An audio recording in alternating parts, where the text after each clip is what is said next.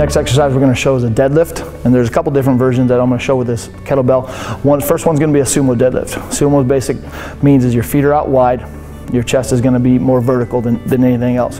The next exercise we're going to show is a basic RTL version, which is a partial range of motion deadlift for the most part. Okay, so Alex is going to go ahead and get her feet set a little bit wider.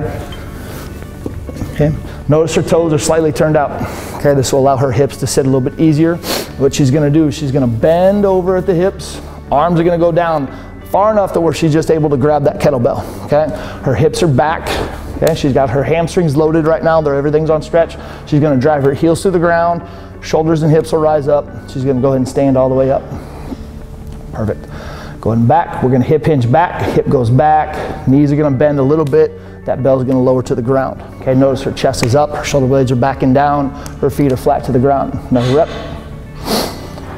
Pulling through. So the next exercise we're going to show is a conventional style RTL deadlift version. Okay, so her feet are more hip width apart and her toes are pointed straight ahead. She's going to bend her knees slightly, still focus on the hip hinge. She's going to go down just below her kneecap with the kettlebell and then force her hips to come forward. As her hips come forward, her chest will rise. So again, this is more of a hip hinge than a squat. Notice her knees are bent a little bit,